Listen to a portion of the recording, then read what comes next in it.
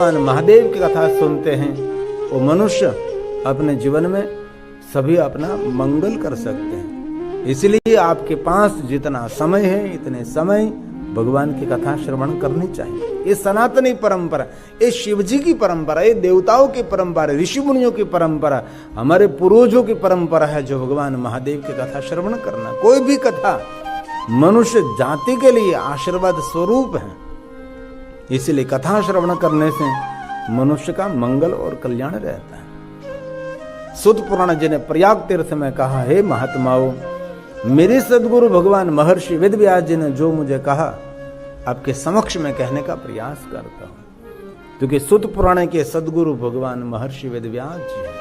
आध्यात्मिक मार्ग में कोई सदगुरु की आवश्यकता रहती है, कोई पथदर्शक, कोई मार्गदर्शक जीवन में चाहिए ही। ऐसे कोई आध्यात्मिक मार्ग में आगे नहीं बढ़ सकता, उनके लिए कोई पथदर्शक, कोई मार्गदर्शक, जिनको हम गुरु नहीं कहते, जिनको हम सदगुरु कहते, जो सद पंथ पर ले जाते हैं। हमारे में कुछ ऐसी कोई आदत है तो छुड़ाने के लिए वो प्रयास करते हैं, व्यवहार सिखाते हैं, विचारों की गति देते हैं और वाणी में पवित्रता देते हैं। अंतर आत्मा को जगाने का कार्य सदगुरु का है। इसीलिए हमारी परंपरा में सबके पर कोई न कोई सदगुरु है, और कोई भी हमारा सनातनी ऐसा नहीं कि जिनके पर सदगुरु की छत्र छाया नहीं है। हमारे गुजरात में बहुत सारे समाज ऐसे हैं जहां तक उन पर सदगुरु की छत्र छाया नहीं रहते वहां तक उसका विवाह भी नहीं होता। विवाह से पहले उसको सदगुरु धारण किया जाता है और सदगुरु उसको मार्गदर्शन करते, बाद में बेटे का बेटी का विवाह रहता है। ऐसे बहुत सारे समाज को हमने देखा है। इसलिए अपने अपने सदगुरु की एक श्रेष्ठता है। और ये 7 वार में से ये बृहस्पति का जो गुरुदेव गुरुवार है उसकी विशेषता है। और विशेष प्रकार से गुरुवार के दिन गुरुदेव की उपासना करते हुए, बृहस्पति देव को याद करते हुए आज के दिन विशेष प्रकार से खीर का भोजन करना चाहिए और गुरुदेव को खीर का भोजन अर्पण करना चाहिए। ये गुरुवार की श्रेष्ठता है। एक ज्ञान देने वाला, समझ देने वाला, दिशा दिखाने वाला ये गुरुवार है।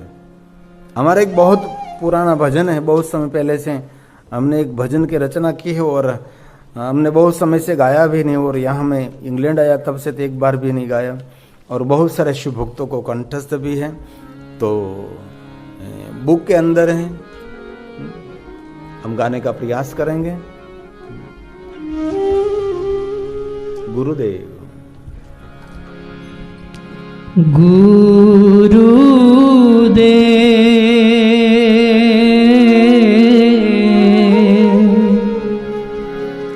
તમારા શરણોમાં વંદન કરું વારંવાર. ગુરુદેવ તો જ્ઞાનની મૂર્તિ કહેવા, ગુરુદેવ તો જ્ઞાનની મૂર્તિ કહેવા. गुण लागवा दर्शन था, गुरुदेव तो ज्ञाननी मूर्ति कहवा, गुरुदेव तो ज्ञाननी मूर्ति कहवा. अपने अपने सदगुरु को याद करें। सदगुरु को याद करने मात्र से 4 दिशा नहीं, 8 दिशा नहीं, 10 दिशा उनका मंगल करते हैं। हमारी सनातनी परंपरा है, जिनको हम गुरु परंपरा, जिनको सदगुरु परंपरा कहते हैं। इसलिए सुत पुराण ने बार बार अपने सदगुरु को याद करते रहते हैं। भगवान महर्षि वेद व्यास जी को प्रणाम करते रहते हैं। जगत के गुरु द्वारकाधीश कृष्ण है, लेकिन त्रिभुवन गुरु भगवान महादेव, देवताओं के गुरु बृहस्पति देव हैं। इसलिए हमारी सनातनी परंपरा गुरु परंपरा है। आदि जगत गुरु शंकराचार्य महाराज हमारे आदि गुरु हैं, जिन्होंने सनातन धर्म की रक्षा की है। गुरु जी तमारा दर्शन करता, ज्योत आनंद नी जागे,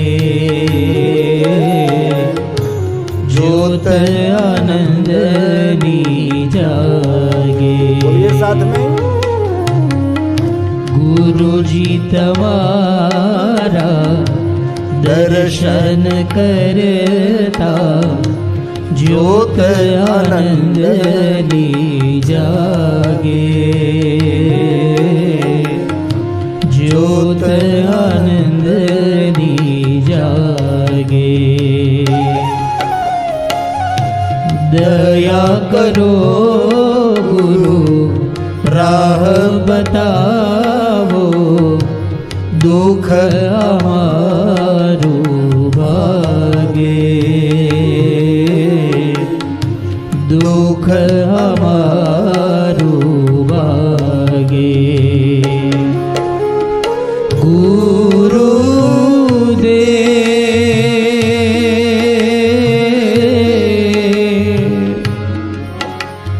दुखी जीवन में शांति आपो रटुआरमवा। गुरुदेव तो ज्ञाननी मूर्ति कहवा। गुरुदेव तो ज्ञाननी मूर्ति कहवा। गुण लागवा दर्शन था। गुरुदेव तो ज्ञाननी मूर्ति कहवा। गुरुदेव तो ज्ञाननी मूर्ति कहवा।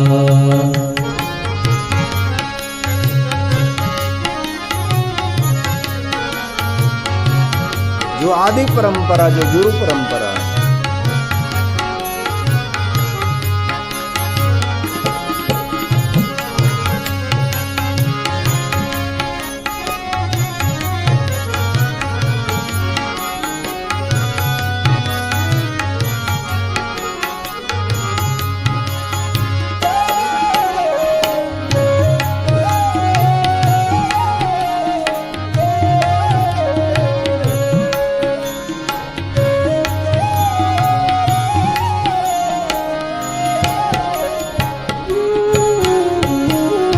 आत्मा तमारो पर उपकारी। उपकार करो अंतर्यामी। उपकार करो अंतर्यामी। बोलिए साथ में। आत्मा तमारो पर उपकारी। उपकार करो अंतर्यामी। उपकार करो अंतर्यामी। अवगुण हमारा पलमा कापो। विद्याया पो गुरु ज्ञानी। विद्याया पो गुरु ज्ञानी। गुरु दे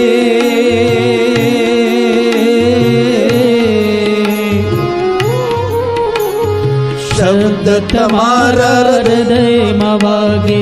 कहूँ वारंवार गुरुदेव तो ज्ञाननी मूर्ति कहवा। गुरुदेव तो ज्ञाननी मूर्ति कहवा।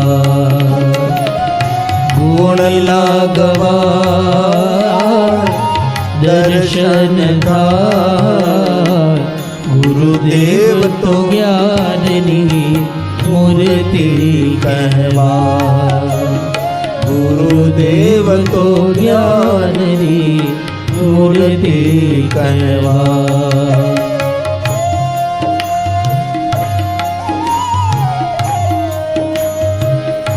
सदगुरु को दर्शन करने से नहीं, उसको याद करने से सर्व मंगल रहता है।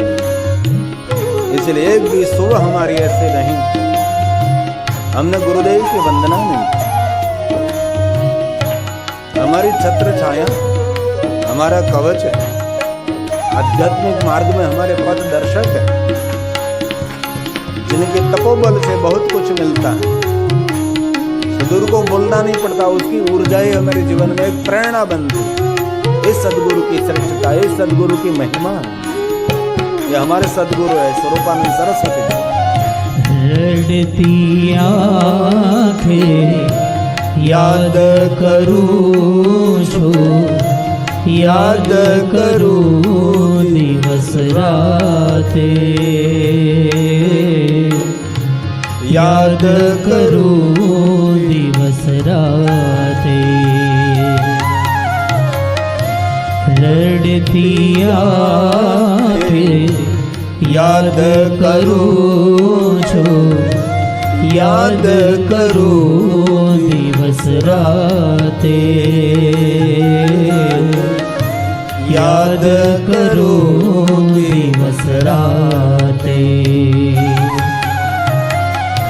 शोभाय हमारी आप बढ़ाओ, भवसागर तरुआजे, भवसागर तरुआजे।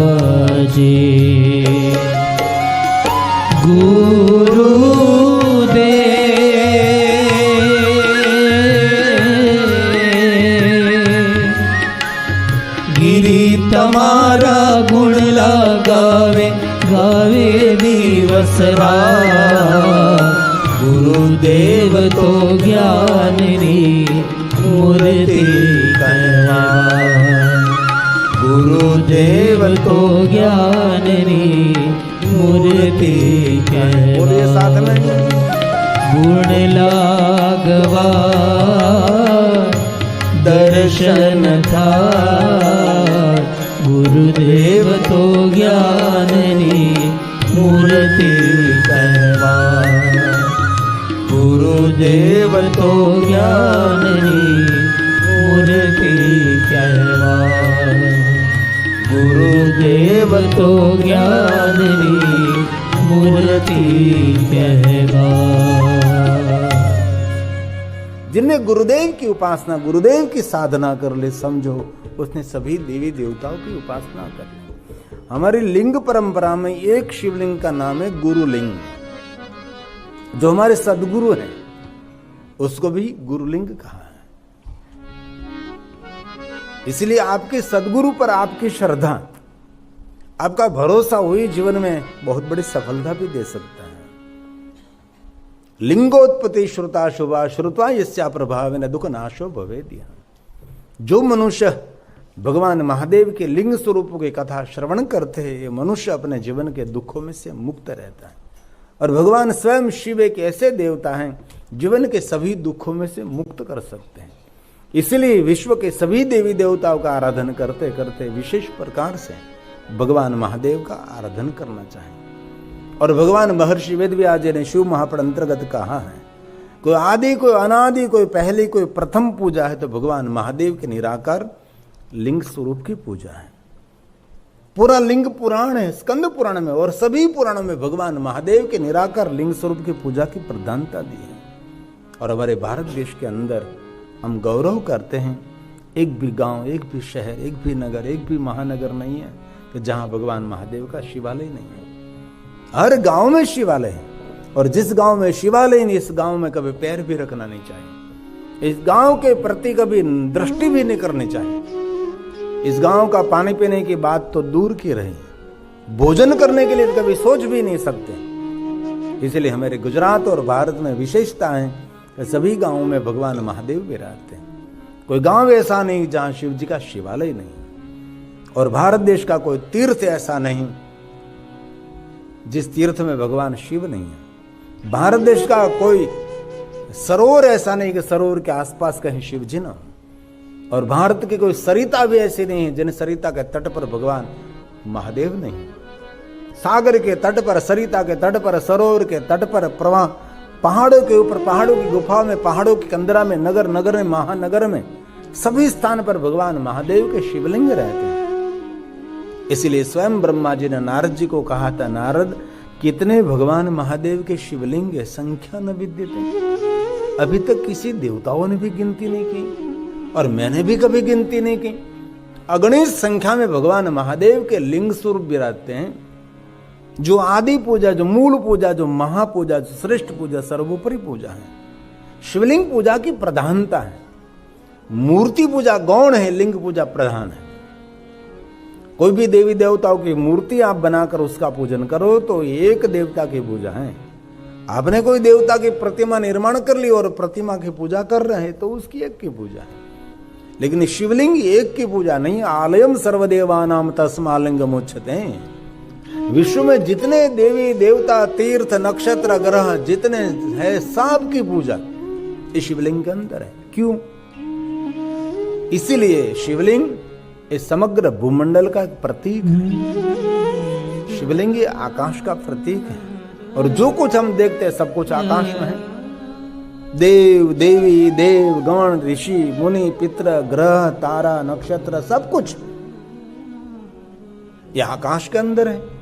और कोई भी व्यक्ति को पूछो तो आकाश सबको एक लिंगाकार ही लगता है। कोई दुनिया में आकाश लंबा चौड़ा कभी लगता ही नहीं। आकाश का आकार एक ही है जिनको हम शिवलिंग आकार कहते हैं। इसीलिए आकाश के प्रतीक स्वरूप हम भगवान महादेव के लिंग स्वरूप का पूजन करते हैं। और हमारे लिए आकाश को धारण करने वाले पृथ्वी हैं। इसलिए पृथ्वी के प्रतीक स्वरूप हम पीठ पूजा करते हैं। ये मेरी आदि परंपरा है। विश्व के सभी देवी देवताओं ने भगवान महादेव के निराकार लिंग स्वरूप का पूजन किया है। इसलिए आप और हम हमारा सबका मंगल करना चाहते हैं तो लिंग पूजा ये प्रधान है। भारत देश के अंदर हजारों साल, करोड़ों साल, युग प्राचीन भगवान महादेव के लिंग स्वरूप हैं। ऐसे तो बहुत सारे भगवान महादेव के लिंगों का स्वरूप भारत देश के अंदर है। गांव गांव में भगवान महादेव विराजते हैं। और ज्योतिर्लिंग 12 नहीं, ज्योतिर्लिंग 100 करोड़ ज्योतिर्लिंगों की महिमा है। और 12 ज्योतिर्लिंग को प्रधान मानते हैं हम। और बहुत सारे भाइयों बहनों ने जीवन में 12 ज्योतिर्लिंग की यात्रा भी की होगी। 12 ज्योतिर्लिंग में पूरा भारत आ जाता है। कोई मनुष्य हमें कहे कि मैं 12 ज्योतिर्लिंग की यात्रा करूं, इसमें भारत दर्शन है। एक 12 ज्योतिर्लिंग की यात्रा कर लीजिए और भारत देश के 4 धाम की यात्रा कर लीजिए और हिमालय के 4 धाम की यात्रा कर लीजिए, हो गया भारत दर्शन। हमारे यहाँ का युवक है, पढ़ा लिखा है, वो मुझे कह रहा था मैं भारत दर्शन के लिए आ रहा हूं। तो मैंने उसको पूछा भारत दर्शन के लिए आप पहले कहां जाएंगे? तो कि गोवा।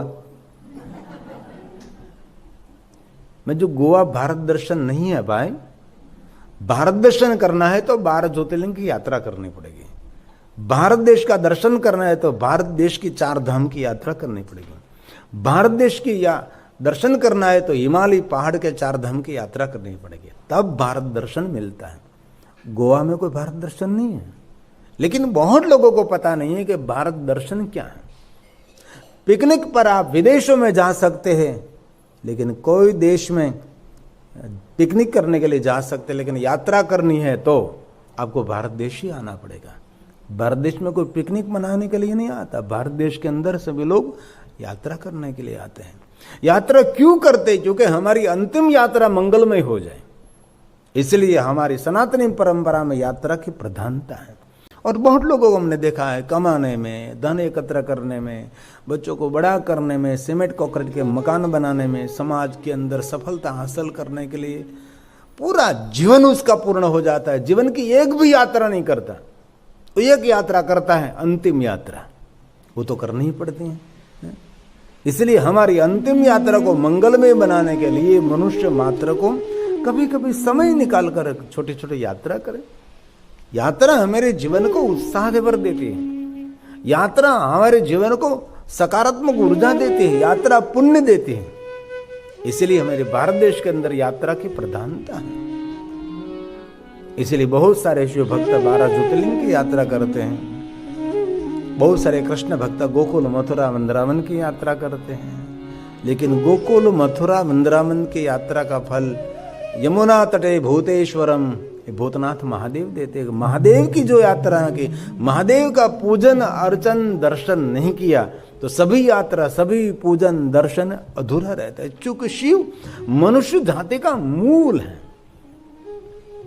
इसलिए हो सके तो नित्य 12 ज्योतिर्लिंग को याद करना चाहिए। 12 ज्योतिर्लिंग को याद क्यों करते? क्योंकि 12 ज्योतिर्लिंग को याद करने से एक हृदय में ज्ञान की ज्योति प्रज्वलित रहती है। और ऐसा नहीं कि सुबह में एक बार ही करें, कभी भी 12 ज्योतिर्लिंग को याद करते रहें। प्रातःकाल जरूर 12 ज्योतिर्लिंग को याद करें और संध्या समय को याद करें। कभी भी 12 ज्योतिर्लिंग के स्तोत्र बोल सकते हैं।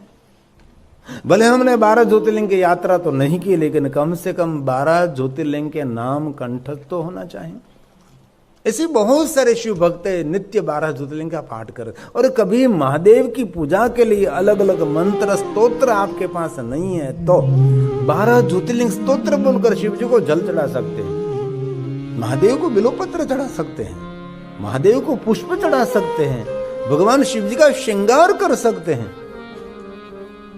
इसलिए कथा के याद स्वरूप कम से कम 12 ज्योतिर्लिंग का स्तोत्र जिनको कंठस्थ हैं वो धन्य है, लेकिन जिनको कंठस्थ नहीं है रोज रोज रोज बोलते रहिए, थोड़े दिनों में तो कंठस्थ हो जाएगा।